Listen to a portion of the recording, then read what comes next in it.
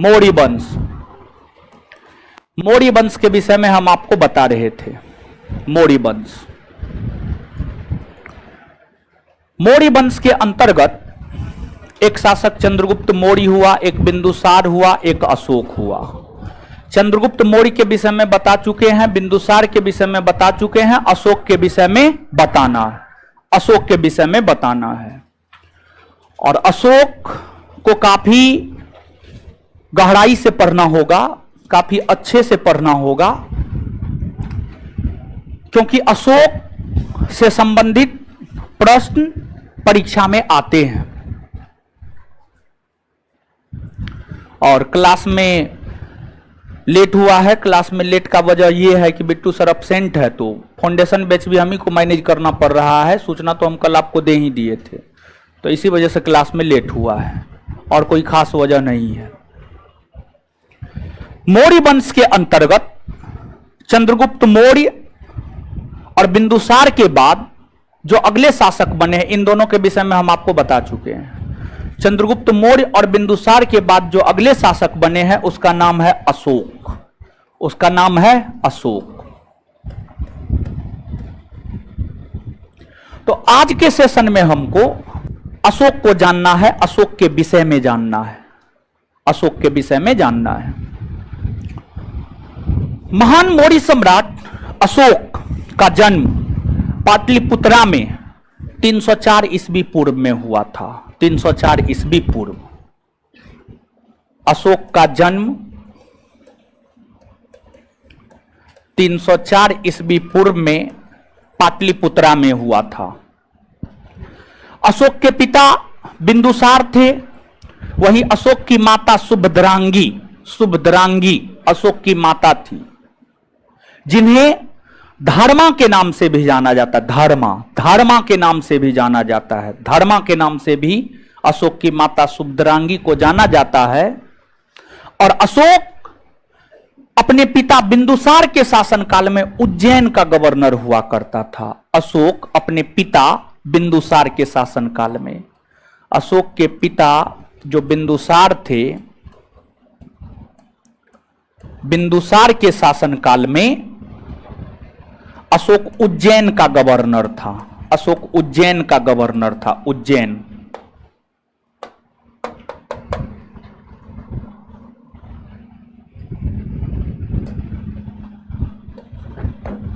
अशोक उज्जैन का गवर्नर था। बिंदुसार जब मृत्यु की शैया पर लेटा हुआ था, तो बिंदुसार नहीं चाहता था कि अशोक उसका उत्तराधिकारी बने। ऐसा बिंदुसार क्यों नहीं चाहता था? ऐसा बिंदुसार इस वजह से नहीं चाहता था क्योंकि अशोक बिंदुसार का छोटा पुत्र था। बिंदुसार का बड़ा पुत्र सुसीम था, तो बिंदुसार अपना उत्तराधिकारी सुसीम को बनाना चाहता था, अपने बड़े पुत्र सुसीम को बनाना चाहता था। लेकिन सुसीम अयोग्य था, और बिंदुसार ने घोषणा कर रखी थी, बिंदुसार ने घोषणा कर रखी थी, इसका प्रमाण है, बिंदुसार घोषणा कर रखा था कि उसका उत्तराधिकारी सुसीम ही बनेगा। लेकिन जब बिंदुसार का निधन हुआ, तो बिंदुसार के निधन होने के बाद अशोक ने सुसीम की हत्या कर दी। अशोक ने सुसीम की हत्या कर दी और गद्दी प्राप्त की। तो अशोक एक ऐसे शासक है जो अपने बड़े भाई की हत्या कर, बड़े भाई की हत्या कर गद्दी प्राप्त किया। जैसे कि भारतीय इतिहास में कुछ ऐसे शासक है जिसने अपने ससुर की हत्या कर गद्दी प्राप्त की है, कुछ ऐसे शासक है जिसने अपने पिता की हत्या कर गद्दी प्राप्त की है, कुछ ऐसे शासक है जिसने अपने पुत्र की हत्या की है, तो कुछ ऐसे शासक है जिसने अपने भाई की हत्या कर गद्दी प्राप्त की है। तो भाई की हत्या कर गद्दी प्राप्त करने वाला शासक है अशोक। और एक बौद्ध साहित्य है सिंहली अनुश्रुति। बौद्ध साहित्य और सिंहली अनुश्रुति हमें यह बताता है कि अशोक अपने 99 भाइयों की हत्या कर गद्दी प्राप्त किया। सिंहली अनुश्रुति जो हमें यह बताता है कि अशोक अपने 99 भाइयों की हत्या कर गद्दी प्राप्त किया। यह कल्पना पर आधारित पुस्तक है। सिंघली अनुश्रुति या बौद्ध साहित्य जो अशोक के विषय में जानकारी देता है, कल्पना पर आधारित पुस्तक है। इसमें सच्चाई नहीं है। जब आप सिंघली अनुश्रुति को पढ़ेंगे, सिर्फ कल्पना है, समझ, पूरा का पूरा कल्पना है। पूरा काल्पनिक तरीका से अशोक के जीवन को सिंघली अनुश्रुति में दर्शाया गया है। तो यह बात कहा जाता है, लेकिन यह सही नहीं है। समझिए, यह बात सही नहीं है कि 99 भाई की हत्या कर गद्दी प्राप्त किया। नहीं, सुसीम, अपने बड़े भाई सुसीम की हत्या कर गद्दी प्राप्त किया है, यह सत्य है। लेकिन 99 भाई की हत्या कर गद्दी प्राप्त किया है, यह असत्य है, यह सत्य नहीं है। जब अशोक शासक बना तो अशोक से पहले बिंदुसार थे। अब बिंदुसार अयोग्य था। बिंदुसार के शासनकाल में मौर्य साम्राज्य छितर बितर हो गया था। मौर्य साम्राज्य की प्रतिष्ठा खो गई थी। मौर्य साम्राज्य तहस नहस हो गया था। तो जब अशोक मौर्य साम्राज्य के अंतर्गत शासक बने, अशोक ने सबसे पहले अपने साम्राज्य में होने वाले छोटे छोटे विद्रोह को दबाया और पूरे साम्राज्य के भीतर एक शांति का माहौल कायम किया। और उत्तर में कश्मीर से लेकर दक्षिण में कर्नाटक, पूरब में बंगाल से लेकर पश्चिम में ईरान, इस पूरे क्षेत्र को अशोक ने एक सूत्र में बांधा। इस पूरे क्षेत्र को अशोक ने एक सूत्र में बांधा और अशोक अपने साम्राज्य में शासन प्रशासन को बेहतर ढंग से चलाने हेतु, अशोक अपने साम्राज्य में अपने शासन काल में शासन प्रशासन को बेहतर ढंग से चलाने हेतु अपने साम्राज्य का बंटवारा प्रांतों में किया। अपने साम्राज्य का बंटवारा प्रांतों में किया और मौर्य साम्राज्य के अंतर्गत अशोक के शासनकाल में प्रांतों की संख्या 5 हुआ करती थी। मौर्य साम्राज्य के अंतर्गत अशोक के शासनकाल में प्रांतों की संख्या 5 हुआ करती थी। जो मौर्य साम्राज्य के अंतर्गत अशोक के शासनकाल में प्रांतों की संख्या 5 हुआ करती थी, उसमें एक था आपको उत्तरापथ। उत्तरापथ दूसरा था आपको दक्षिणापथ। दक्षिणापथ तीसरा था आपको कलिंग। चौथा था आपको अवंती और पांचवा था मध्य प्रांत। मध्य प्रांत, मध्य प्रांत या प्राची। प्राची तो अशोक अपने शासनकाल में शासन प्रशासन को बेहतर ढंग से चलाने हेतु अपने साम्राज्य का बंटवारा 5 प्रांतों में किया। और अशोक के शासनकाल के दौरान जो 5 प्रांत हुआ करते थे, उत्तरापथ, दक्षिणापथ, कलिंग, अवंती, मध्य प्रांत। उत्तरापथ की राजधानी तक्षशिला। तक्षशिला। दक्षिणापथ की राजधानी सुवर्णगिरी। सुवर्णगिरी। कलिंग की राजधानी तोसली। कलिंग की राजधानी तोसली। अवंती की राजधानी उज्जैन। अवंती की राजधानी उज्जैन। उज्जैन। अवंती की राजधानी उज्जैन। मध्य प्रांत की राजधानी पाटलिपुत्रा। मध्य प्रांत की राजधानी पाटलिपुत्रा। पाटलिपुत्रा। पाटलिपुत्रा मध्य प्रांत की राजधानी थी। यहां तक बात समझ में आ गया होगा। अब जिससे उठा के पूछेंगे वही जवाब दीजिएगा।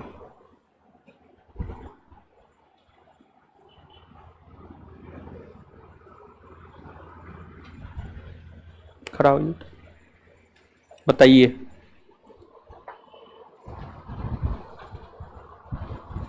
अस्मक की राजधानी।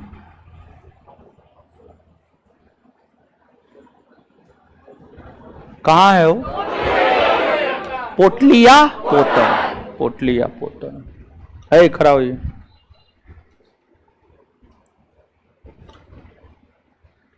कंबोज की राजधानी।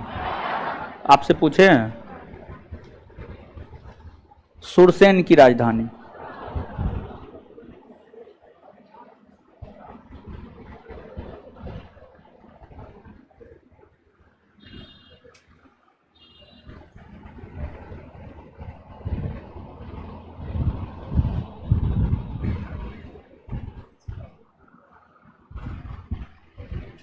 चश्मा खड़ा हो जाए, खड़ा हो, बोलिए।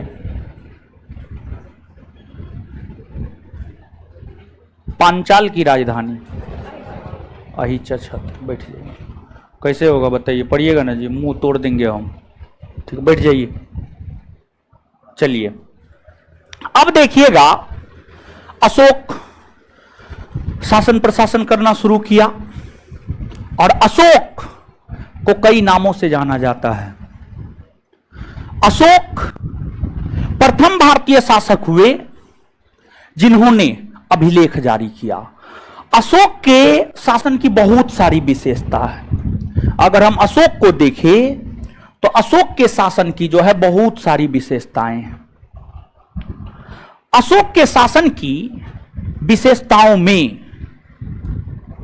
एक सबसे प्रमुख और जो सबसे महत्वपूर्ण विशेषता है वह यह है कि अशोक प्रथम भारतीय शासक हुए जिन्होंने अभिलेख जारी किया और अभिलेख के माध्यम से अपनी जनता को संबोधित किया। और अभिलेख के माध्यम से अपनी जनता को क्या किया? संबोधित। अपनी जनता को संबोधित किया। अशोक के अभिलेख अलग अलग स्थान से मिले हैं। अशोक के अभिलेख अलग अलग स्थान से मिले हैं। अशोक को अपने अधिकतर अभिलेखों में देवनाम प्रियदर्शी कहा गया है। देवनाम प्रियदर्शी।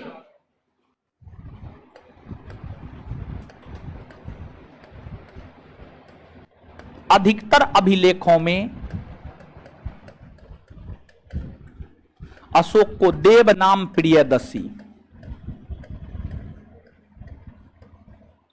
प्रियदर्शी कहा गया। इसका अर्थ होता है देवता का प्यारा। देवता का प्यारा। अशोक अपने आप को देवता का प्यारा कहता था। देखिए एगो बात बताते हैं, जब कुछ नहीं होगा ना, एकदम पूरा निकम्मा निकल जाइएगा तो किसी मंदिर में जाकर, समझ गए, पूजा अर्चना करने लगिएगा और खोखला सपना बेचिएगा लोगों के बीच। समझ, खोखला सपना बेचिएगा लोगों के बीच, मतलब लोग को बड़ा बड़ा सपना दिखाइएगा कि आप ये कर दीजिए तो आपका वो हो जाएगा। मतलब आप बड़ा यज्ञ कर दीजिए, उसमें 51,000 रुपया हमको दे दीजिए, आपके घर में किसी को नौकरी हो जाएगा। ये सब बड़ा बड़ा सपना बेचिएगा।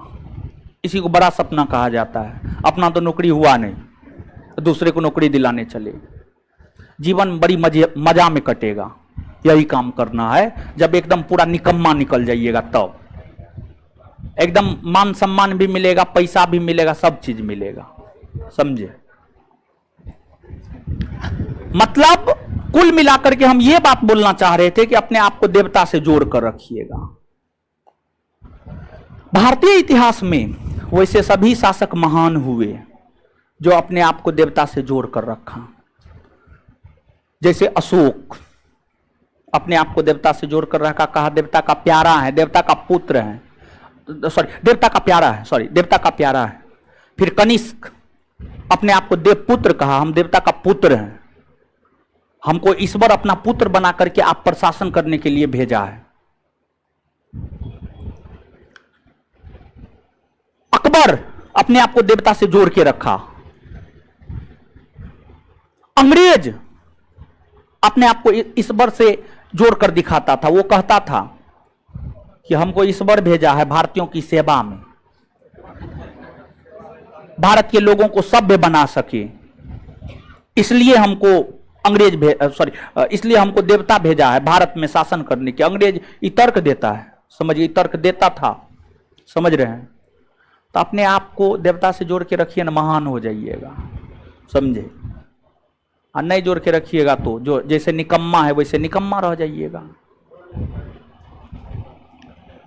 तो अशोक को उनके अधिकतर अभिलेखों में देवनाम प्रियदर्शी कहा गया है, लेकिन अशोक को मगध सम्राट कहा गया है, अशोक को अशोक कहा गया है, अशोक को करमोली कहा गया है, अशोक को अशोक वर्धन कहा गया है। मतलब अशोक को उनके अभिलेखों में कई अन्य नाम से जाना जाता है। अशोक के जो अभिलेख मध्य प्रदेश और कर्नाटक से मिला है,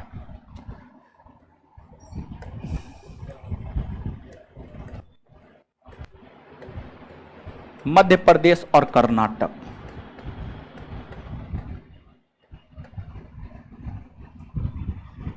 मौस्की हो गया, गुर्जरा हो गया, नेटगोलम हो गया, उदयगोलम हो गया, नेट्टूर हो गया, ये सब स्थान है। स्थान, जिस स्थान से जो अभिलेख मिला है ना, उस स्थान के नाम, सॉरी, जिस स्थान से जो अभिलेख मिला है उसी नाम पर उस अभिलेख का नाम रख दिया गया है। तो मौस्की, गुर्जरा, नेट्टूर, उदयगोलम, नेट्टूर उदयगोलम, ये जो मौस्की है, नेट्टूर है, उदयगोलम है, मौस्की है, नेट्टूर है, उदयगोलम है, ये सब कर्नाटक से मिला है। गुर्जरा मध्य प्रदेश से मिला है। इसमें अशोक के लिए अशोक शब्द नाम आया है, अशोक के लिए अशोक नाम आया है, अशोक के लिए अशोक नाम आया है। फिर आपको राजस्थान के भाबरू नामक स्थान से एक अभिलेख मिला है, जिसे राजस्थान का भाबरू या वैराट अभिलेख कहते हैं। राजस्थान के भाबरू या बैराट अभिलेख में अशोक के लिए मगध सम्राट नाम आया है, अशोक के लिए मगध सम्राट नाम आया है, मगध सम्राट, मगध सम्राट नाम आया है। फिर आपको पुराणों में अशोक के लिए अशोक वर्धन शब्द आया है, पुराणों में अशोक के लिए अशोक वर्धन शब्द आया है। तो अलग अलग अभिलेखों में अशोक के लिए अलग अलग नाम का प्रयोग किया गया है, लेकिन अशोक को अशोक ही हम लोग कहते हैं। अशोक गद्दी प्राप्त किया 273 ईस्वी में, 273 ईस्वी पूर्व में, सॉरी, अशोक गद्दी प्राप्त किया 273 ईस्वी पूर्व में, लेकिन 273 ईस्वी पूर्व से 269 ईस्वी पूर्व तक अशोक अपने राज्य में फैली अशांति को समाप्त करने का काम किया, सभी विद्रोह को दबाया, और जब पूरा अशोक का राज शांत हो गया, अशोक उत्तर से दक्षिण, पूरब से पश्चिम तक अपने साम्राज्य को एक सूत्र में बांध लिया, तब जाकर अंतिम में अशोक अपना राज्याभिषेक करवाया, तब जाकर अंतिम में अशोक अपना राज्याभिषेक करवाया। और अशोक का जो राज्याभिषेक हुआ है,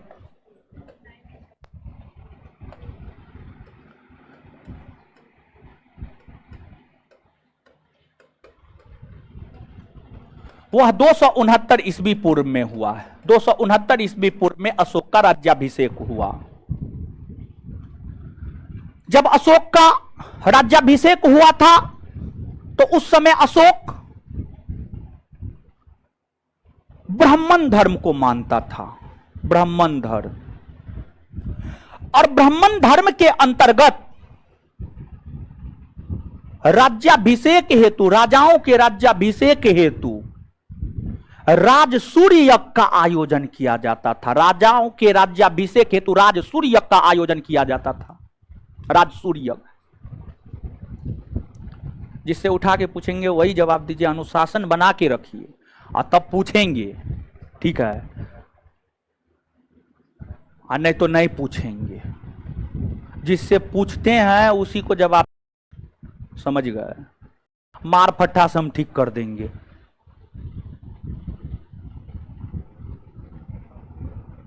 हीरो खड़ा हुई। हाँ, अश्वमेघ यज्ञ क्या है? क्षेत्र विस्तार। वाजपेयी यज्ञ क्या है? अग्निष्टोम यज्ञ क्या है?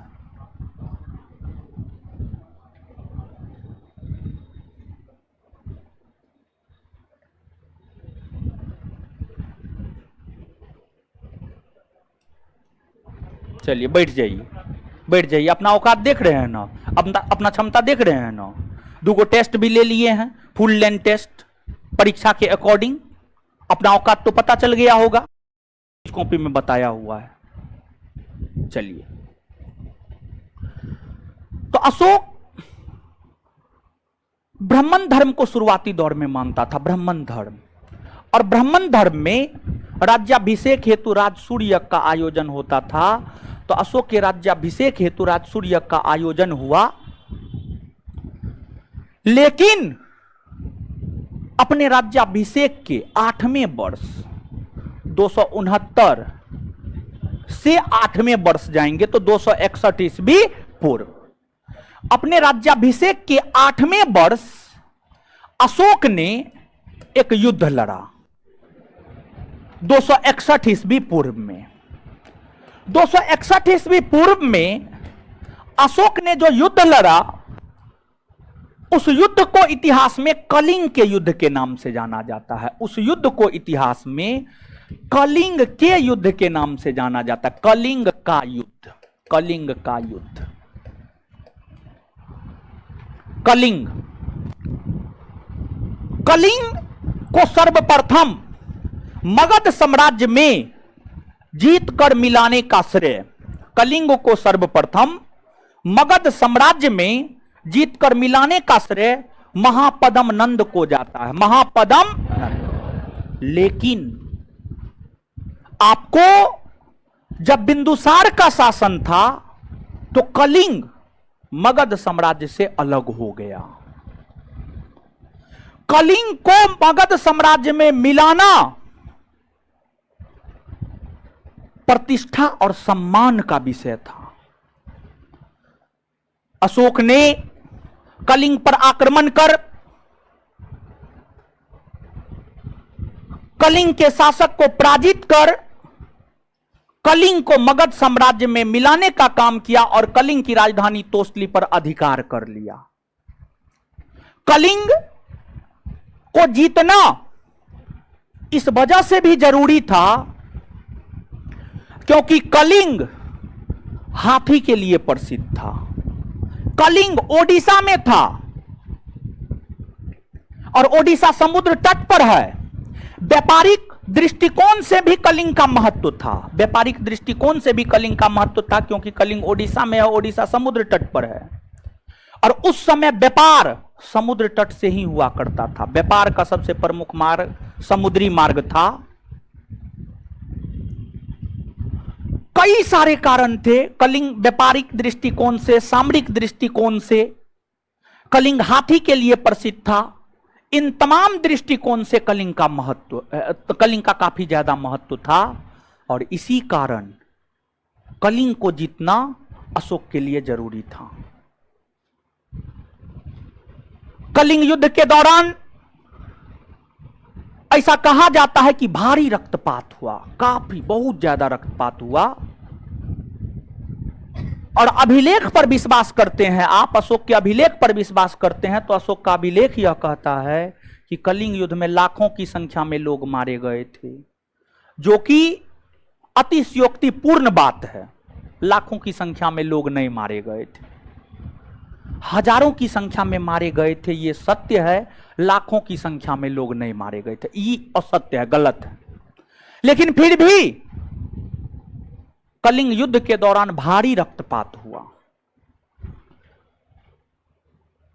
इस रक्तपात से अशोक का हृदय दहल गया और जब अशोक का हृदय दहल गया, हृदय दहलने के साथ साथ अशोक का हृदय परिवर्तन भी हो गया। इस युद्ध के बाद ही अशोक ने यह घोषणा करी कि अब हम युद्ध नहीं करेंगे, भौतिक तौर पर युद्ध के माध्यम से किसी क्षेत्र को नहीं जीतेंगे, युद्ध नहीं करेंगे। अब हम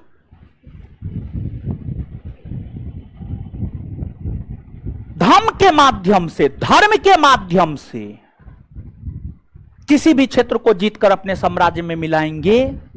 और अशोक ने अपने शासनकाल में एक धम्म नीति का प्रचलन किया, धम्म नीति का प्रचलन किया, धम्म नीति।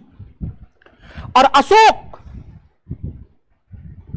एक तो अभिलेख जारी करने को लेकर सबसे ज्यादा इतिहास में याद किया जाता है। दूसरा, अशोक की जो धम्म नीति है, अशोक अपनी धम्म नीति को लेकर भी प्रसिद्ध है, अशोक अपनी धम्म नीति को लेकर भी प्रसिद्ध है।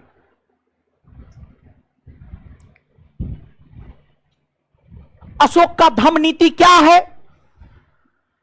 तो अशोक अपने धम्म नीति में मानवता की बात करता है, दयालुता की बात करता है, करुणा की बात करता है।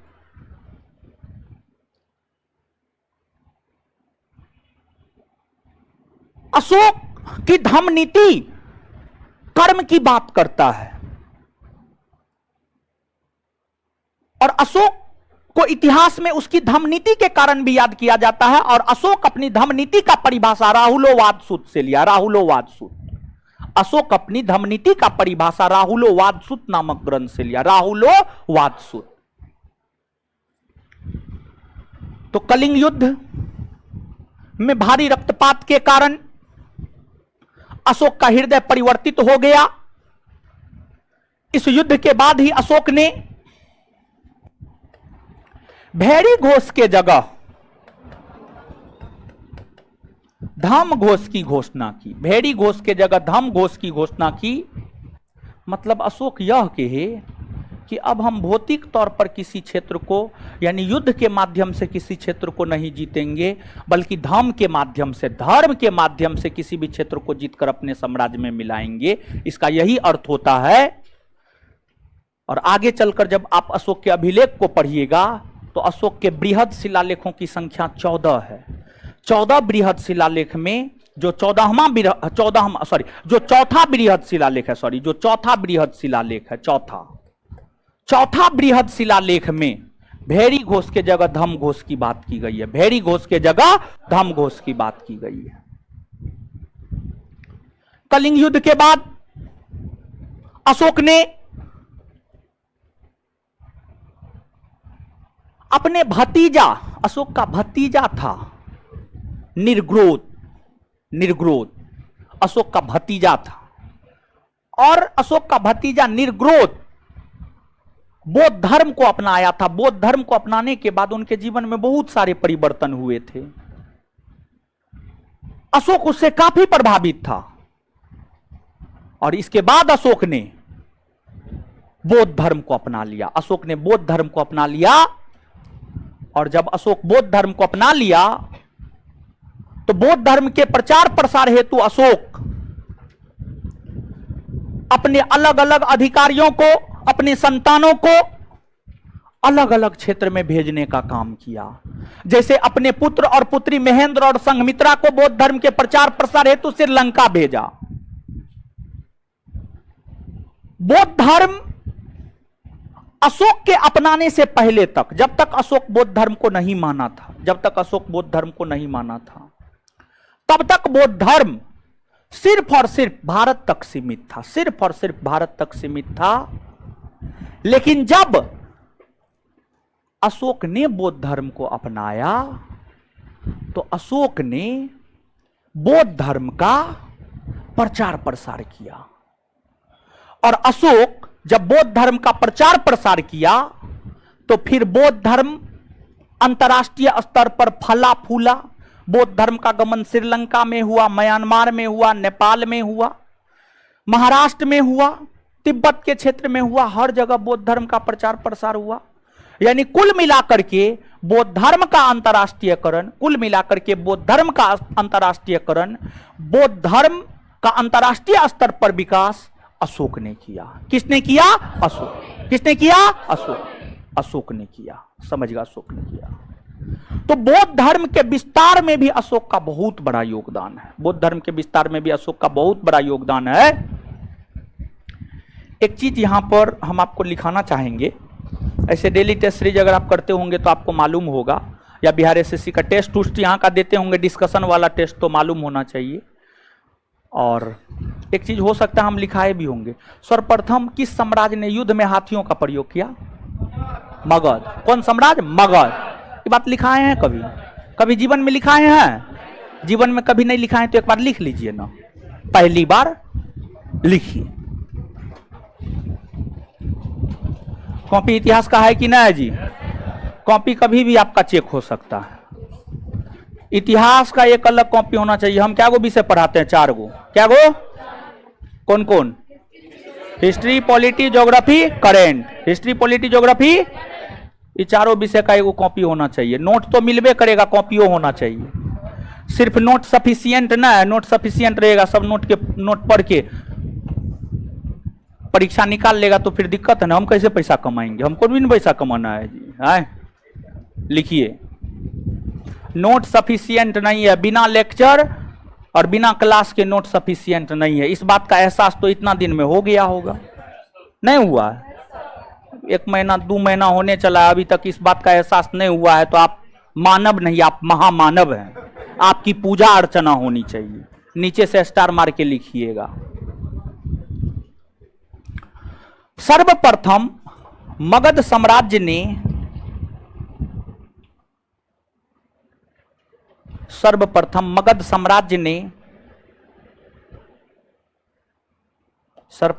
साम्राज्य ने युद्ध में हाथी का प्रयोग किया। सर्वप्रथम मगध साम्राज्य ने युद्ध में हाथी का प्रयोग किया। सर्वप्रथम मगध साम्राज्य ने युद्ध में हाथी का प्रयोग किया।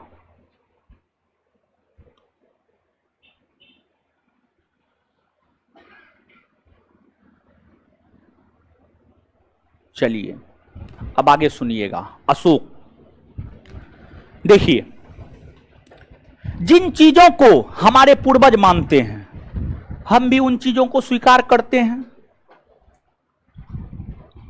चंद्रगुप्त मौर्य कई विवाह किए, बिंदुसार कई विवाह किए, तो अशोक का हम काहे एगो करेंगे? हम करेंगे बहुत।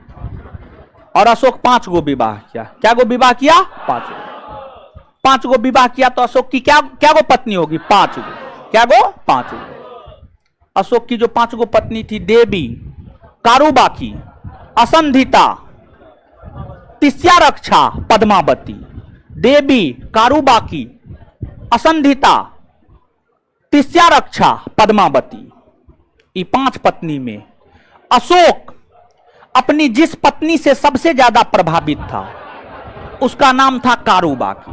उसका क्या नाम था? कारुबाकी। अशोक अपनी जिस पत्नी से सबसे ज्यादा प्रभावित था उसका नाम था कारुबाकी। कारुबाकी से अशोक क्यों प्रभावित था? कारुबाकी दयालु प्रवृत्ति की थी। कैसी थी? दयालु। कैसी थी? दयालु। कारुबाकी सामान्य तौर पर महिला, समझ, महिला, आप लोग महिला हैं? अरे लड़की हैं तो महिला बनबे नहीं कीजिएगा। महिला सेल्फिश होती है, अपस्वार्थी होती है, कंजूस होती है, मक्खी चूस होती है। महिला अपने पर खर्च कर सकती है, अपने संतान पर खर्च कर सकती है, अपने घर पे खर्च कर सकती है, लेकिन कहिएगा बाहरी किसी पे खर्च कर दे, ऐसा हो ही नहीं सकता। समझ गए? कभी नहीं हो सकता है। अगर किसी महिला का पति दयावान है, खर्च करता है किसी दूसरे पर, वो रोक देती है। अब भाई भाई में झगड़ा का कारण महिला का यही गुण है। समझ गए? हमारी घर की महिला हो या आपकी घर की महिला हो या आप सब हो, कोई भी हो, ये सत्य है और ये परम सत्य है। और अशोक ने देखा कि जहां पर अशोक की 4 पत्नी एकदम सेल्फिश है, वो सिर्फ अपने विषय में सोचती है, तो वहीं पर कारुबाकी को अशोक ने देखा, ये तो अपने विषय में सोचबे नहीं करती, ये तो भर दिन यही चाहते रहती है कि किसको कितना दान दे दे, जनता का कल्याण कैसे हो। कारुबाकी के इन्हीं गुणों के कारण अशोक कारुबाकी से काफी प्रभावित हुआ, और एसएससी सीजीएल का हम भी कारुबाकी से प्रभावित, हम भी क्वेश्चन पूछेंगे। एसएससी सीजीएल क्वेश्चन को पूछा है, सेंट्रल एसएससी का ये पूछा हुआ क्वेश्चन है। अशोक अपनी किस पत्नी से सबसे ज्यादा प्रभावित था, तो अशोक कारुबाकी से। तो आप लोग दयालु बनिए, समझे, दयालु बनिए आप लोग, समझे, और भाई भाई में झगड़ा नहीं लगाइएगा बकलोल सब, ठीक है। इतना बढ़िया से समझाते हैं, अगर हमसे पढ़ने के बावजूद भी अगर यही काम कीजिएगा जो सब औरत करती है, तो फिर हमसे पढ़ने का मतलब क्या रह गया। झगड़ा नहीं लगाइएगा जी, झगड़ा लगाइए, बोल रही है हाँ, नहीं लगाइएगा। देखिए एगो बात, देखिए जब भी स्वार्थ मन में आए ना, स्वार्थ मन में आए, तो सोच लीजिएगा वहां पर हमारे जाने के बाद, यानी हमारे जाने के बाद, हमारे गुजर जाने के बाद हमारा क्या रहेगा, कुछ नहीं रहेगा। जो हम कर्म किए हैं वही जिंदा रहेगा। तो अच्छा कर्म कीजिएगा, समझ गए, स्वार्थी नहीं बनिएगा, दयालु प्रवृत्ति का बनिए। अब इतना भी दयालु नहीं बनना है कि सब चीज अपना न्योछावरे कर देना ना। अगर आपके पास आप संपन्न हैं सब चीज से, तो आप दूसरों को मदद कीजिए। अगर आप संपन्न नहीं है तो पहला प्रयास यही होना चाहिए कि हम खुद संपन्न हो जाए। अगर आप संपन्न नहीं है तो पहला प्रयास आपका यह होना चाहिए कि हम खुद संपन्न हो जाए, खुद संपन्न हो जाए, समझ गए। तो ये चीज है। और लड़की लोग भी बहुत स्वार्थी होती है, वो बहुत लड़की को पढ़ा कर रिजल्ट हुआ, से किसी का रिजल्ट हो जाता है ना, हम अपने उससे दूरी बना लेते हैं कि उससे हम खुद बात तक करना नहीं पसंद करते हैं। अब बहुत सारा रीजन है, समझे। चलिए ये सब चीज छोड़िए, जो समझाना था समझ गए।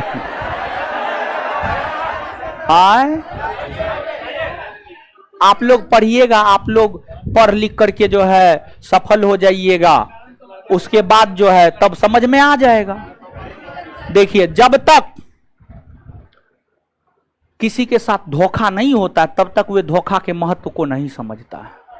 और जिस रोज आपके साथ धोखा हो गया उस रोज आप धोखा के महत्व को समझ जाइएगा। तो हम अगर अभी आपको समझाएंगे तो आपको समझ में नहीं आएगा।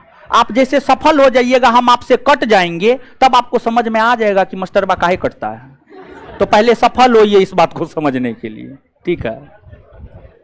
और एक चीज एकदम दिमाग में बैठा लीजिए, कभी भी किसी दूसरे के बलबूते मत उड़िए, अपना साम्राज्य खड़ा कीजिए, अपने शक्ति को बढ़ाइए, अपना साम्राज्य खड़ा कीजिए और अपने शक्ति को इसलिए बढ़ाइए ताकि लोग आपको ना दबा सके।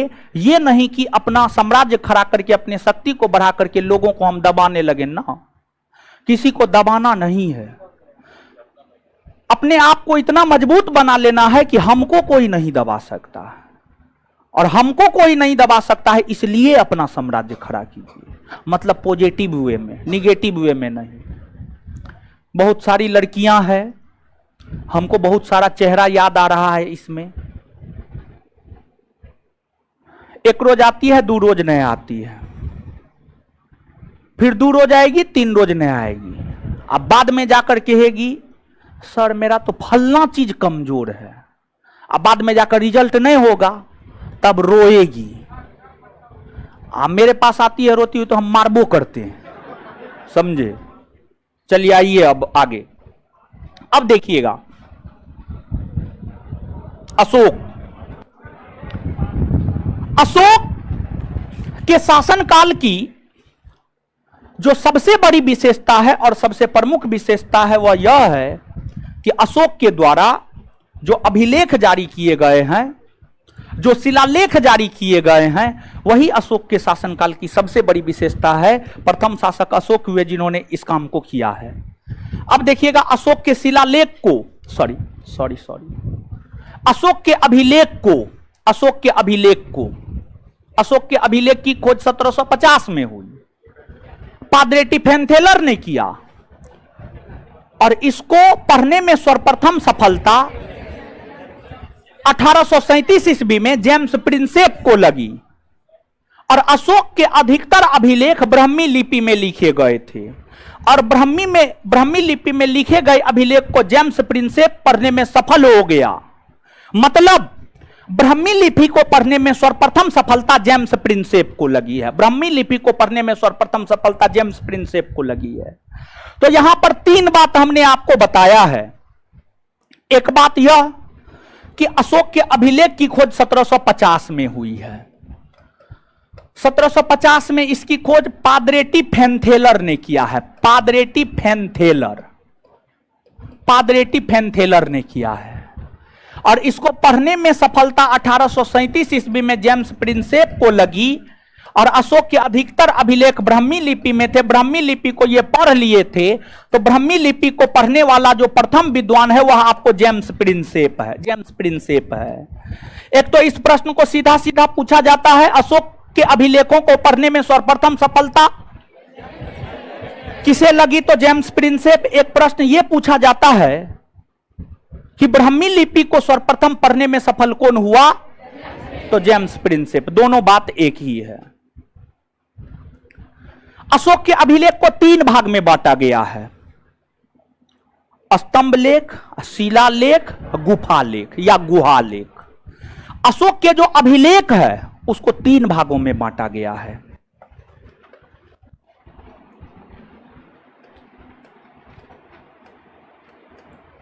अशोक के अभिलेख को तीन भाग में बांटा गया है, और अशोक के अभिलेख को जो तीन भागों में बांटा गया है उसमें शिलालेख है, स्तंभ लेख है, और गुहालेख है या गुफालेख है। गुहालेख या गुफालेख है। देखिए शिलालेख, शिला का मतलब होता है पत्थर। शिला का मतलब क्या होता है? पत्थर। बड़े बड़े पत्थर पर जो अशोक लेख लिखवाया, अशोक जनता को आदेश दिया, बड़े बड़े पत्थर पर, एकदम बड़ा बड़ा पत्थर पर जो अशोक लेख लिखवाया, उसी को शिलालेख कहा गया। फिर अशोक लेख लिखने के लिए स्तंभ का निर्माण किया। स्तंभ समझिएगा, स्तंभ, पिलर का निर्माण किया। जैसे कोई रोड बनता है तो एगो छोटा सा जो है आपको स्तंभ का निर्माण होता है, वहां पर लिख दिया जाता है कि इसके निर्माण में इतना पैसा खर्च हुआ, ये व्यक्ति बनाया है, इसके कोष से आया है, इस तिथि से शुरू हुआ, इस तिथि को बना, इसका उद्घाटन फलना व्यक्ति किया। देखे हैं ना जी, रहता है ना। तो वो हमें जिस रोड के विषय में, जिस रोड के पास लिखा हुआ होता है उस रोड के विषय में जानकारी वह स्तंभ हमें देता है।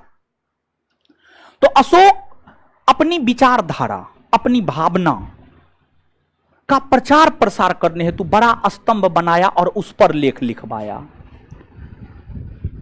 फिर उस समय बड़ा बड़ा महल रहने के लिए थोड़े होता था, बड़ा बड़ा महल रहने के लिए नहीं होता था, उसमें गुफा सब होता था। तो अशोक गुफा में भी लोग रहते थे, तो गुफाओं के भीतर भी अशोक ने लेख लिखवाया, इसी को गुहालेख कहा गया। अब स्तंभ लेख, शिलालेख, गुहालेख कई प्रकार के होते हैं। जैसे शिलालेख दो प्रकार के होते हैं, बृहद शिलालेख, लघु शिलालेख।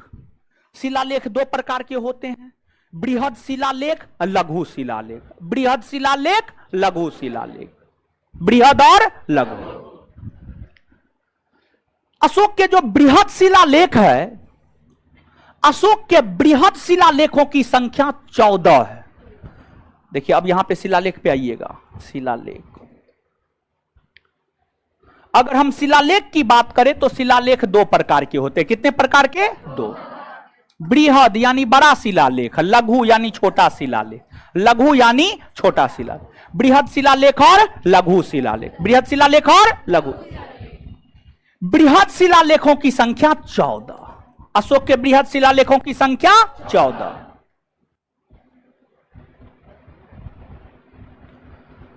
अशोक के जो बृहद शिलालेखों की संख्या 14 है,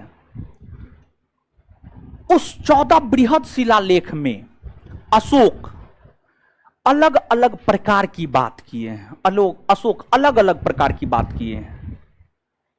तो कौन शिलालेख में किस बात की घोषणा अशोक ने किया है, इसको जानना आपके लिए जरूरी है। इसको जानना आपके लिए जरूरी है और उसको याद रखने का ट्रिक है शांत रहिए ना।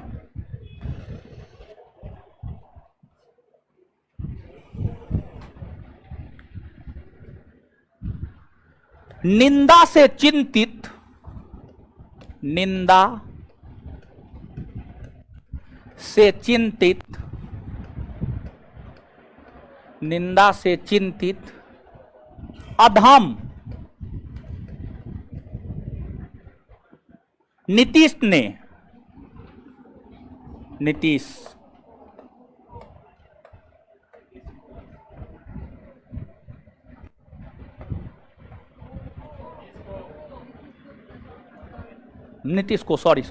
नीतीश को प्रजा वरदान दे, प्रजा वरदान दे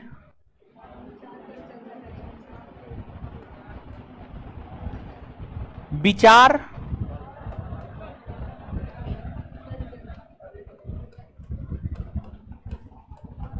कल जनता करेगी। ये भी मेरा अपना ट्रिक है, समझ गए। देखिए ये ट्रिक तब बनाए थे जब 2017 में नीतीश कुमार महागठबंधन को छोड़ा था और बीजेपी में जा मिला था। महागठबंधन को छोड़ा था 2015 में, लालू नीतीश महागठबंधन का निर्माण करके एक होकर के लड़ा था और 2017 में जो है अलग हो गया, 2017 में अलग हो गया। तो उसके बाद ही ट्रिक बनाई थे, निंदा से चिंतित अधम नीतीश को प्रजा वरदान दे विचार कल जनता करेगी। मतलब जब अलग हुआ तो स्वाभाविक सी बात है, राजद के लोग निंदा करेंगे, निंदा करेंगे। निंदा से स्वाभाविक सी बात है, जिसकी निंदा होती है वो चिंतित होता है। और नेता के लिए तो जनता ही हर कुछ है, समझ गए। नेता के लिए जनता हर कुछ है। जनता का वरदान नेता पर है तो नेता नेता है, और जनता का वरदान खत्म नेता पर तो नेता कुत्ता है। उससे ज्यादा कुछ नहीं है। नेता मतलब कुत्ता, कुत्ता मतलब नेता, समझ गए। चलिए, तो ये चीज है। अब सुनिएगा, ये ट्रिक है। और नीतीश जी कभी इधर पलटी मारते हैं, कभी उधर पलटी मारते हैं, अपने सहूलियत के अनुसार पलटी मारते हैं।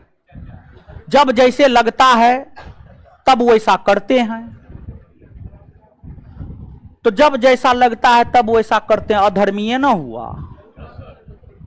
कोई खास विचारधारा है, समाजवाद है उनका विचारधारा, ठीक है, मानते हैं। लेकिन क्या समाजवादी कहता है कि पलटी मारिए, चुनाव किसी और के साथ लड़िए, सरकार किसी और के साथ बनाइए? ये समाजवाद नहीं कहता है। समाजवाद इतनी बात नहीं कहता है। लोहिया का समाजवाद, कर्पूरी का समाजवाद, राम मनोहर लोहिया का समाजवाद, जयप्रकाश नारायण का समाजवाद ये बात कहता है? नहीं कहता है। उस सबका समाजवाद स्वार्थ से ऊपर उठा हुआ था, स्वार्थ की बात नहीं करता था उस सबका समाजवाद। उस सब यानी उन लोगों का जो समाजवाद था, उस समाजवाद में गद्दी प्यारा नहीं था, गद्दी प्यारा नहीं था। और नीतीश के समाजवाद में, लालू के समाजवाद में, मुलायम के समाजवाद में, अखिलेश के समाजवाद में गद्दी प्यारा है, गद्दी। इस सब के समाजवाद में गद्दी प्यारा है, गद्दी। कुछ भी हो, गद्दी मिलना चाहिए। समाजवाद बाहर में जाए कोई फर्क नहीं पड़ता है, समझ गए। तो चलिए, तो इसी पर जो है बनाए, तो उसी टाइम का ये ट्रिक है। निंदा निंदा देखिए, अशोक धार्मिक तौर पर काफी सहिष्णु व्यक्ति था, और अशोक ने यह देखा कि लोग अपने देवी देवता को खुश करने के लिए पशुओं की बलि देता है, लोग अपने देवी देवता को खुश करने के लिए पशुओं की बलि देता है। तो अशोक पशु बलि की निंदा करते हुए पशु बलि के ऊपर प्रतिबंध लगाया। अशोक पशु बलि की निंदा करते हुए पशु बलि के ऊपर रोक लगाया। तो जो प्रथम शिलालेख है वह हमें जो प्रथम शिलालेख है वह हमें पशु बलि के निंदा की जानकारी प्रदान करता है, पशु बलि की निंदा की जानकारी प्रदान करता है। साथ ही साथ प्रथम शिलालेख में अशोक यह भी कहता है कि सभी प्रजा मेरे संतान के समान है, सभी प्रजा मेरे संतान के समान है। और भी कई प्रकार की बात प्रथम बृहद शिलालेख में अशोक करते हैं, लेकिन मूल तौर पर प्रथम बृहद शिलालेख में दो प्रकार की चीजों को याद रखनी है। पशु बलि की निंदा और सभी मनुष्य मेरे संतान हैं।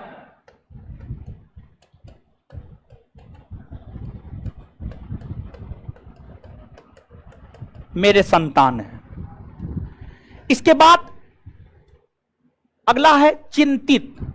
ची से होता है चिकित्सा। क्या होता है? चिकित्सा।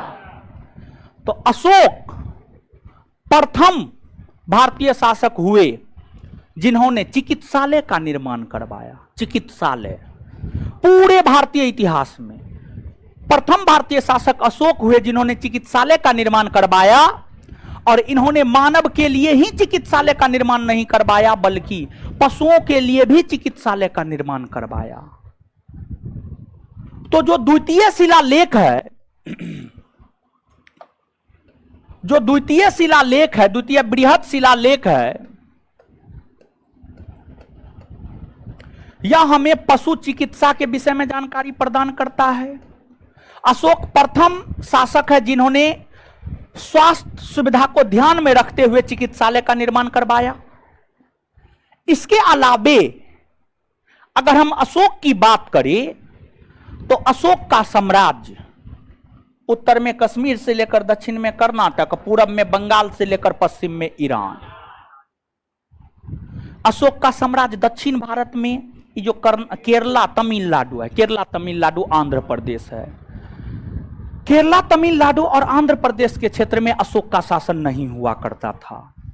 केरला तमिलनाडु और आंध्र प्रदेश के क्षेत्र में चेर, चोल और पांड्य, चेर, चोल और पांड्य। तो अशोक के शासनकाल में केरला, तमिलनाडु और आंध्र प्रदेश के क्षेत्र में चेर, चोल और पांड्य राजवंश का शासन हुआ करता था। तो जो अशोक का समकालीन पड़ोसी राज्य चेर, चोल और पांड्य था, उस विषय में भी जानकारी हमें द्वितीय बृहद शिलालेख प्रदान करता है। उस विषय में भी जानकारी हमें द्वितीय बृहद शिलालेख प्रदान करता है। तो द्वितीय बृहद शिलालेख पशु चिकित्सालय के साथ साथ अशोक के समकालीन पड़ोसी राज्य चेर, चोल और पांड्य, चेर, चोल और पांड्य के विषय में जानकारी प्रदान करता है। इसके बाद आगे है अधम। ओ से अधिकारी, ओ से अधिकारी। तो आपको यहां पर 2 है, यहां पर 3 है, यहां पर 4 है, यहां पर 5 है। 3 अधिकारी, ओ से अधिकारी। अशोक कल्याणकारी शासक था। अशोक अपने अधिकारी को आदेश दिया था कि प्रत्येक 5 वर्ष पर वो राज्य का दौरा करे। प्रत्येक 5 वर्ष पर अधिकारी राज्य का दौरा करे, राज्य का दौरा करे, राज्य का दौरा करे। ऐ, जिस लड़की का मोबाइल खोया था वो आई है जी? नहीं आई, नहीं आई। आए हैं, डेली काहे ना आते हैं? मुंह तोड़ देंगे हम। डेली काहे ना आते हैं, बोलिए, सही सही बोलिए। हाय हाय क्या बोल, अच्छा, हम आपको खोज रहे थे, एक रोज पैसा लेके आए थे आपके लिए, अपना बचा उचा करके पैसा लेकर के आए हुए थे इसके लिए, बोले थे ना हो। तब बताइए उस रोज आप नहीं आए। कितना का मोबाइल था? है बोलिए ना जी, कितना का मोबाइल था? क्या है, क्या ले ली है? अच्छा ले लिए हैं तो उससे क्या मतलब है, हम पैसा दे देंगे आपको। अब ले लिए हैं तो कर्जा लिए करके न लिए होंगे, कर्जा लेकर के मोबाइल लिए। कौन दिया है? मम्मी। मम्मी क्या करती है? अच्छा बैठिए बैठिए बैठिए बैठिए बैठिए। आज तो नहीं लेकर के, आज तो मेरे पास 100 रुपया है। रक्षाबंधन के रोज लाए थे पैसा, नहीं हो? उस रोज आप अब्सेंट थे। चलिए देखिए, अशोक कल्याणकारी था। अशोक अपने अधिकारी को आदेश दिया था कि प्रत्येक 5वें वर्ष राज्य का दौरा कीजिए, प्रत्येक 5वें वर्ष राज्य का दौरा कीजिए। तो अशोक के जो तृतीय बृहद शिलालेख है, अशोक अपने तृतीय बृहद शिलालेख में अपने अधिकारी को प्रत्येक 5वें वर्ष राज्य का दौरा करने का आदेश दिया, राज्य का दौरा करने का आदेश दिया कि राज्य का दौरा कीजिए, समझिए कहां क्या दिक्कत है नहीं है, और उस अनुसार जनता को सुविधा उपलब्ध करवाइए। है पीछे में क्या नोटंकी कर रहे हैं आप लोग? वो वाला क्लासरूम में क्या नोटंकी हो रहा है हो? अरे बैठिए आराम से महाराज, पढ़िए, क्या आप लोग नोटंकी करते रहते हैं?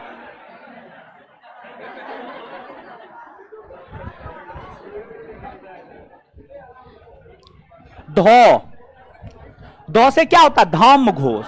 धम्म घोष, भेड़ी घोष के जगह धम्म घोष, चौथा बृहद शिलालेख। तो जो चौथा बृहद शिलालेख है,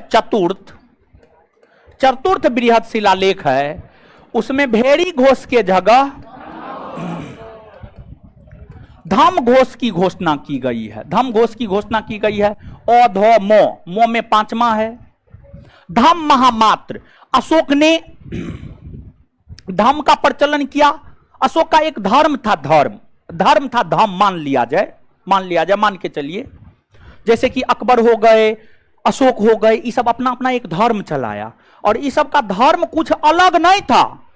ये सब कुछ नहीं किया, कोई दिमाग नहीं लगाया, सब धर्म अपने समकालीन सभी धर्म के धर्म गुरु को बुलाया और कहा कि बताइए आपके धर्म की सबसे प्रमुख विशेषता क्या है, आपके धर्म की सबसे प्रमुख विशेषता क्या, आपके धर्म की सबसे प्रमुख विशेषता क्या है।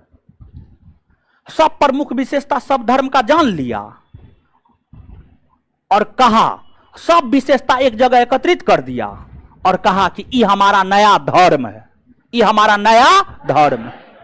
अशोक भी यही किया, अकबर भी यही किया, अलग कुछ नहीं किया। समझ गए? तो अशोक अपने समकालीन सभी धर्मों की अच्छाइयों को एक जगह एकत्रित कर लोग को कहा कि सब मानिए, यही धम्म है, यही क्या है? धम्म है।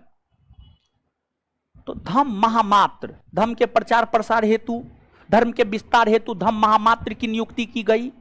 तो जो 5वां बृहद शिलालेख है वह हमें धम्म महामात्र के विषय में जानकारी देता है। धम्म महामात्र के विषय में जानकारी प्रदान करता है, धम्म महामात्र के विषय में जानकारी प्रदान करता है।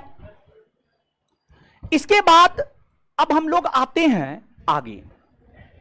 अधम हो गया, नीतीश क्या है? नीतीश 6, 7 और 8 9, 6, 7 और 8 और 9, प्रजा 10, वरदान 11, विचार 12, कल 13 और जनता 14। जनता 14। तो अब सुनिएगा, नियंत्रण, नियंत्रण, नियंत्रण, आत्मनियंत्रण, सेल्फ कंट्रोल अंग्रेजी में, सेल्फ कंट्रोल अंग्रेजी में। अशोक अपने छठे बृहद शिलालेख में आत्मनियंत्रण की बात करते हैं, सेल्फ कंट्रोल की बात करते हैं। और आत्मनियंत्रण की बात करते हुए अशोक कहते हैं कि मैं कहीं भी रहूं, मैं अंतःशाला में अपने रानी के साथ विश्राम कर रहा हूं, लेकिन अगर जनता के कल्याण संबंधी कार्य है तो इसको लेकर हमारे अमात्य हमसे कहीं भी मिल सकते हैं, कहीं भी मिल सकते हैं, कहीं भी मिल सकते हैं, किसी भी स्थिति में मिल सकते हैं। तो यह कह करके अशोक आत्मनियंत्रण की बात करते हैं। तो एक तो सीधा यह पूछा जाता है कि आत्मनियंत्रण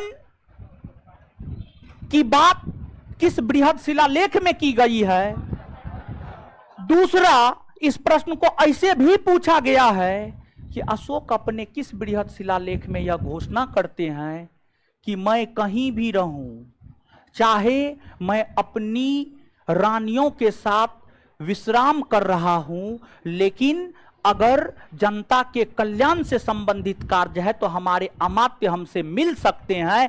इसकी घोषणा अशोक किस शिलालेख में करते हैं? तो छठे बृहद शिलालेख में। किसमें? छठे बृहद शिलालेख।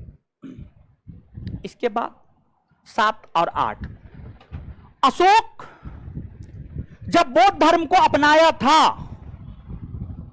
सो रहे थे गाजी, धरफड़ाते कहां हैं आप लोग? सो रहा था।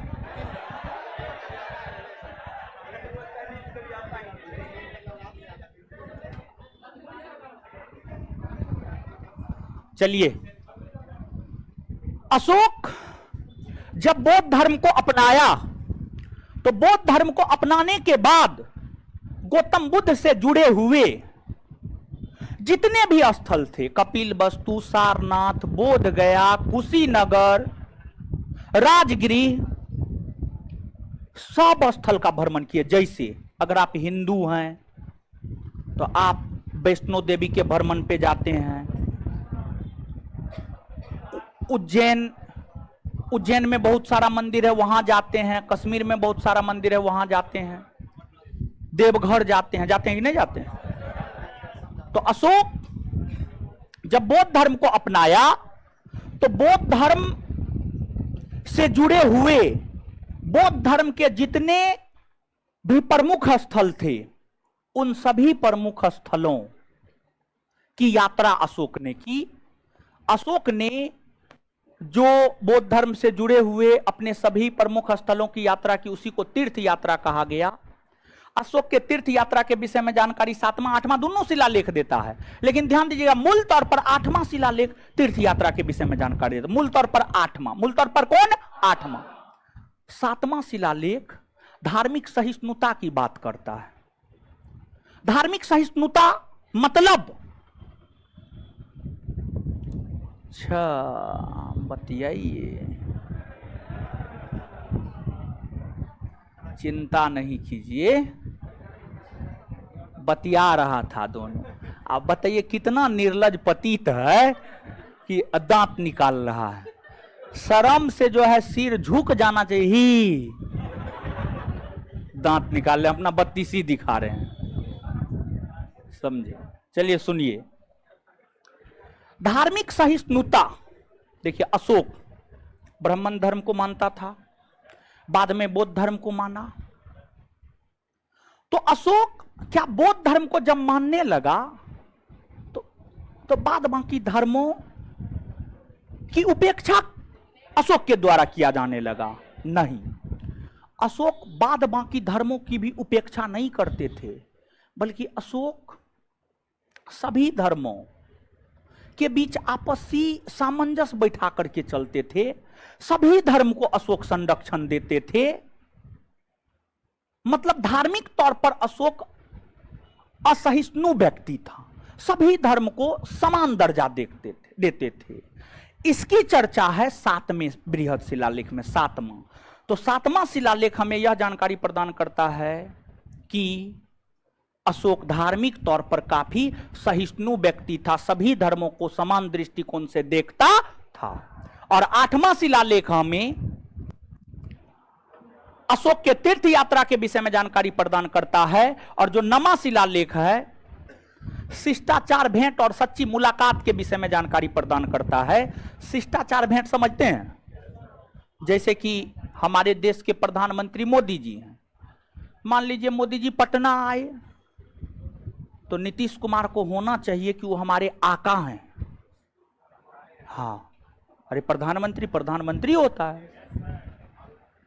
तो नीतीश कुमार में ये शिष्टाचार होनी चाहिए, भले दोनों अलग है, दोनों अलग हो गया है, लेकिन नीतीश कुमार को जाकर के मोदी जी से मुलाकात करना चाहिए, क्योंकि वो देश के प्रधानमंत्री है और देश में ना बिहार आता है। भारत देश के बाहर बिहार थोड़े है, नीतीश कुमार भारत सरकार से बाहर थोड़े है ना है। नीतीश कुमार को ऋण की जरूरत होगी तो कौन देगा? मोदी जी ना देंगे, भारतीय सरकार ना देगा। तो शिष्टाचार भेंट सच्ची मुलाकात, इसकी चर्चा है 9वां में। इसकी चर्चा किसमें है? 9वां। पढ़ जा 10वां। अशोक अपने अधिकारियों को कहता है कि आप हमेशा प्रजा हित के विषय में सोचिए। अशोक अपने अधिकारियों को कहता है कि आप हमेशा प्रजा हित के विषय में सोचिए, आप हमेशा प्रजा हित के विषय में सोचिए। वरदान, वो से व्याख्या, वो से व्याख्या, वो से व्याख्या। अशोक ने जो धम्म का प्रचलन किया, धम्म नीति की व्याख्या 11वें शिलालेख में है। धम्म नीति की व्याख्या 11वें शिलालेख में। तो वो वरदान, वो से व्याख्या और धम्म नीति की व्याख्या 11वें शिलालेख में है। फिर आपको 12वां शिलालेख में धम्म महामात्र, स्त्री धम्म महामात्र की चर्चा है। फिर 13वां शिलालेख में कलिंग युद्ध, और ध्यान दीजिएगा 13वां शिलालेख में कलिंग युद्ध के साथ साथ पड़ोसी राज्य की भी चर्चा है। मतलब पड़ोसी राज्य की चर्चा द्वितीय और 13वां दोनों में है। पड़ोसी राज्य की चर्चा द्वितीय और 13वां दोनों में, द्वितीय और 13वां दोनों में। तो 13वां कलिंग, 13वां कलिंग युद्ध। चौथा, अशोक 14वें बृहद शिलालेख के माध्यम से अपनी जनता को धार्मिक जीवन जीने को प्रेरित करता है। 14वें बृहद शिलालेख के माध्यम से अशोक अपनी जनता को धार्मिक जीवन जीने को प्रेरित करता है। धार्मिक जीवन जीने को प्रेरित करता है। तो स्ट्रिक के माध्यम से और कोडवर्ड के माध्यम से 14वां बृहद शिलालेख आप याद रख सकते हैं कि नहीं रख सकते? हाँ या ना? रख सकते हैं ना? हो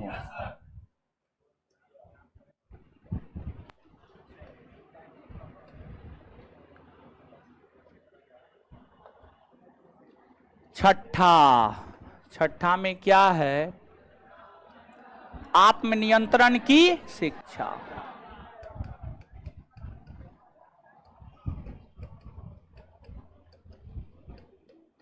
सातवां, धार्मिक सहिष्णुता।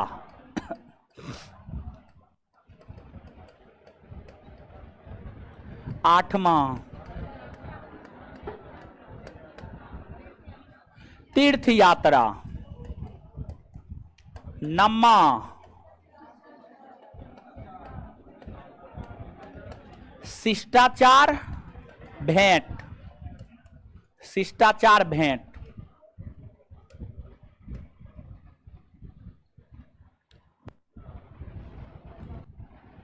10वां,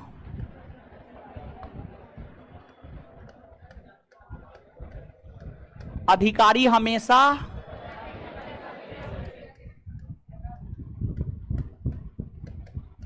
प्रजा हित के विषय में सोचे। प्रजा हित के विषय में सोचे। 11वां,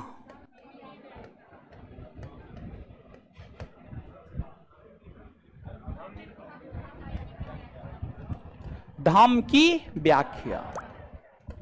धम्म की परिभाषा कहां से लिया? राहुलोवाद। 12वां,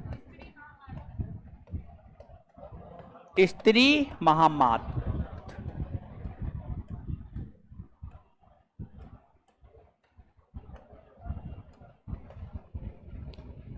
13वां कलिंग युद्ध और पड़ोसी राज। कलिंग युद्ध और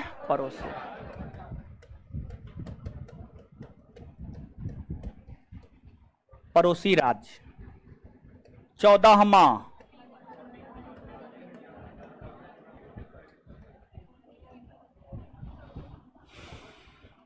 जनता धार्मिक जीवन जिए। जनता धार्मिक जीवन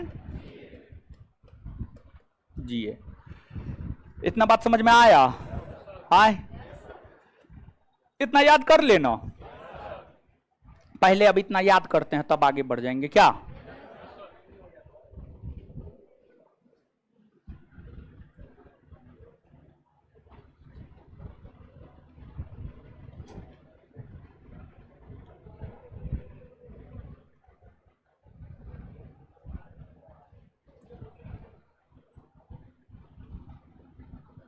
चलिए आइए आइए, अब बोर्ड पे आइए, फटाफट जवाब दीजिए, याद करते हुए जाइए।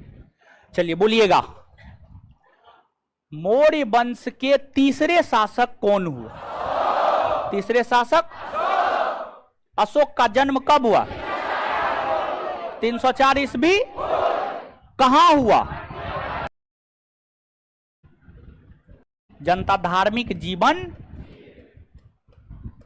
जिए। इतना बात समझ में आया? आए इतना याद कर लेना। पहले अब इतना याद करते हैं तब आगे बढ़ जाएंगे। क्या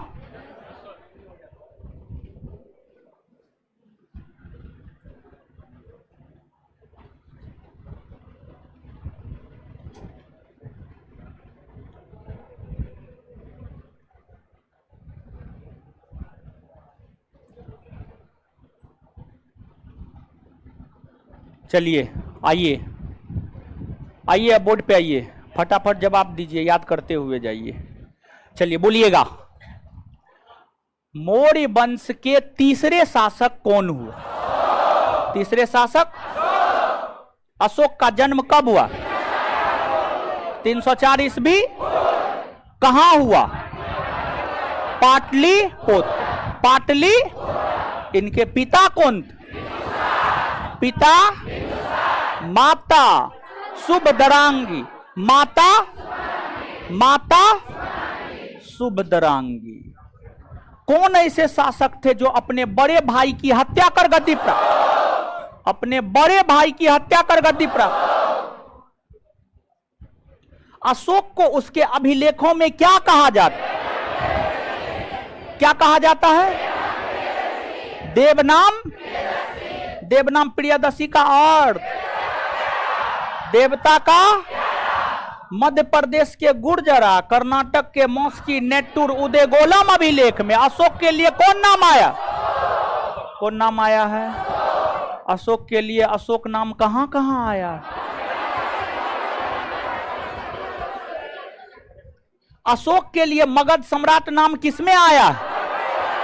भाब्रू या बैराट। ये राजस्थान से मिला है। कहां से? राजस्थान। भाब्रू या बैराट अभिलेख कहां से मिला? भाब्रू या बैराट अभिलेख। इस अभिलेख में अशोक के लिए कौन सा नाम? कौन सा नाम? मगध। अशोक का राज्याभिषेक कब हुआ? अशोक का राज्याभिषेक 269 ईस्वी। गद्दी पर तो 273 में बैठा था। तो ये 3-4 बरस क्या किया?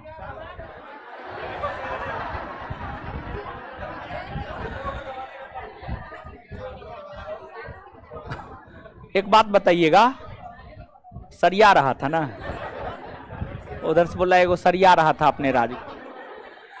अशोक शासक बनने से पहले कहां का गवर्नर था? कहां का? अच्छा, ये 3-4 बरस में जो अपने राज्य को सरिया रहा था, राज्य को सरियाने के बाद अपने साम्राज्य को कितने प्रांतों में बांट? कितने प्रांतों में? अशोक के शासनकाल में कितने प्रांत? पहला, दक्षिण, दूसरा, तीसरा, चौथा, पांचवा। उत्तरापद की राजधानी उत्तरापथ, दक्षिणापथ, दक्षिणापथ, कलिंग, कलिंग, मध्य प्रांत, मध्य प्रांत, अवंती, अवंती। बात क्लियर हुआ? अब सरिया लिया राज को। अशोक अपने राज्याभिषेक के केमे वर्ष कलिंग युद्ध लड़ा? केमे वर्ष? कलिंग का युद्ध कब हुआ है? कलिंग का युद्ध कब हुआ है? और कलिंग युद्ध के बाद अशोक ने किसकी घोषणा की? भैरी घोष के जगह। और कलिंग युद्ध के बाद अशोक किस धर्म को अपना लिया? कौन धर्म? और शुरू में अशोक कौन धर्म को मानता था? ब्राह्मण। कौन धर्म? शुरू में अशोक कौन धर्म को मानता? और कलिंग युद्ध के बाद, कलिंग युद्ध के बाद अशोक की क्या गो पत्नी? क्या गो पत्नी? 5 गो। सबसे ज्यादा प्रभावित अशोक किससे था? क्यों था? क्यों इससे प्रभावित? दयालु थी। क्या थी? भारत का प्रथम शासक जिसने अभिलेख जारी किया हो। अशोक के शासनकाल की सबसे बड़ी विशेषता अभिलेख जारी किया जाना ही है। अशोक के शासनकाल के एनसीईआरटी 11th का पढ़िएगा तो एनसीईआरटी स्पष्ट तौर पर यह बात लिखता है कि अशोक के शासनकाल की सबसे बड़ी विशेषता है अशोक के द्वारा अभिलेख का जारी किया जाना। जैसे कि आपसे आपके किसी न किसी परीक्षा में ये प्रश्न पूछा है कि हड़प्पा सभ्यता की सबसे बड़ी विशेषता क्या है, जब उसके विषय में पूछा जा सकता है तो ये भी बात पूछा जा सकता है। तो अशोक के शासनकाल की सबसे बड़ी विशेषता क्या है? क्या है? अशोक के अभिलेख की खोज कब हुई है? अशोक के अभिलेख की खोज कब हुई है? किसने किया है? किसने किया है? अशोक के अभिलेख को पढ़ने में सर्वप्रथम सफलता किसे मिली? सर्वप्रथम सफलता किसे? James Prince. और जो है आपको अशोक के अभिलेख को पढ़ने में जेम्स प्रिंसेप को सफलता कब मिली? अशोक के अधिकतर अभिलेख कौन लिपि में? कौन लिपि में? अच्छा, ब्राह्मी लिपि को पढ़ने में सफलता किसे मिली? ब्राह्मी लिपि को पढ़ने में सफलता। अशोक के अभिलेख को कितने भागों में बंटे? कौन कौन? शिलालेख कितने प्रकार के? शिलालेख कितने प्रकार के? बृहद शिलालेखों की संख्या, बृहद शिलालेखों की संख्या कितना है? अच्छा, ये जो 14 शिलालेख है, 14 शिलालेख में क्या है उसको याद रखने का ट्रिक क्या है?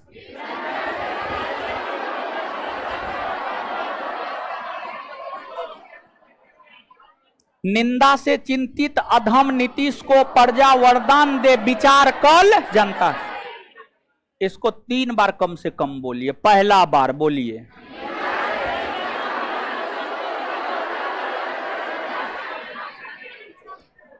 दूसरा बार फिर बोलिए,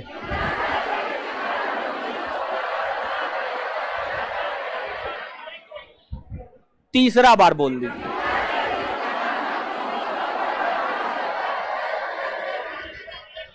देखिए, प्रथम में पशु बलि की निंदा, द्वितीय चिकित्सा मतलब पशु चिकित्सालय, तीसरा अपने अधिकारियों को प्रत्येक 5वें वर्ष राज्य का दौरा। अब भेड़ी घोष के जगह धाम घोष, भेड़ी घोष के जगह धम महामात्र की नियुक्ति। म से महामात्र होता है न, हो धम महामात्र की नियुक्ति। इसके बाद जो है नी से आत्म नियंत्रण, नी से आत्म, और 7वां में क्या है? धार्मिक सहिष्णुता। 8वां में तीर्थ यात्रा, 8वां में तीर्थ यात्रा। 9वां में शिष्टाचार भेंट, 9वां में 10वां में अधिकारी हमेशा प्रजा हित के विषय में सोचे। 11वां में धन की व्याख्या, वो से व्याख्या वो से वरदान, वो से व्याख्या वो से। 12वां में स्त्री महामात्र की नियुक्ति, स्त्री महामात्र की। 13वां कलिंग युद्ध, 13वां। और 14वां जनता धार्मिक जीवन जिए। और दूसरा और 13वां ऐसे शिलालेख है जिसमें आपको पड़ोसी राज्य की चर्चा है, पड़ोसी राज्य की चर्चा है। चलिए अब आइएगा, अब यहां पे लिखा हुआ फटाफट बोलिए। प्रथम बृहद शिलालेख में क्या है? प्रथम बृहद शिलालेख में क्या है? और सभी मनुष्य मेरे। द्वितीय में पशु चिकित्सालय और पड़ोसी।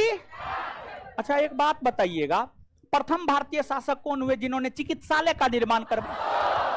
कौन हुए? अशोक। अपने अधिकारी को प्रत्येक 5 वर्ष राज्य का दौरा पर जाने, अपने अधिकारी को प्रत्येक 5वें वर्ष राज्य के दौरा, भेड़ी घोष के जगह धम घोष की, भेड़ी घोष के जगह धम घोष की, धम महामात्र की नियुक्ति, धम महामात्र की नियुक्ति, आत्मनियंत्रण की शिक्षा, आत्मनियंत्रण की शिक्षा। और कौन शिलालेख के माध्यम से अशोक कहते हैं कि मैं कहीं भी रहूं, जनता के कल्याण से संबंधित कार्य के लिए हमारे मंत्री हमसे मिल सकते हैं। कौन में कहते, कौन में कहते हैं? पूछा गया प्रश्न है, किसी पीसीएस का पूछा गया, यूपीएससी भी पूछा है, अन्य पीसीएस भी पूछा है, बिहार दरोगा सबने पूछा है, पूछ सकता है। समझ गए? तो चलिए इसके बाद धार्मिक सहिष्णुता, धार्मिक सहिष्णुता, तीर्थ यात्रा, तीर्थ यात्रा, शिष्टाचार भेंट, शिष्टाचार भेंट। अधिकारी हमेशा प्रजाहित के विषय में सोचें, अधिकारी हमेशा प्रजाहित के। धर्म की व्याख्या, धर्म की व्याख्या, स्त्री महामात्र, स्त्री महामात्र, कलिंग युद्ध, कलिंग युद्ध और पड़ोसी राज। पड़ोसी राज कौन कौन में? दूसरा और जनता धार्मिक जीवन जिए, जनता धार्मिक जीवन जिए। कौन होगा? बात क्लियर है? चलिए समझ में आ गया, इतना याद हुआ हो? चलिए सुनिए, अब बैठिए। जानते हैं 10वां में अधिकारी हमेशा प्रजाहित के विषय में दौरा, अब भेड़ी द्वितीय, प्रथम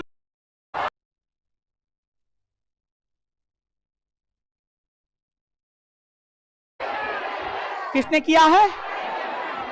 अशोक के अभिलेख को पढ़ने में सर्वप्रथम सफलता किसे में? सर्वप्रथम सफलता किसे? जैन अशोक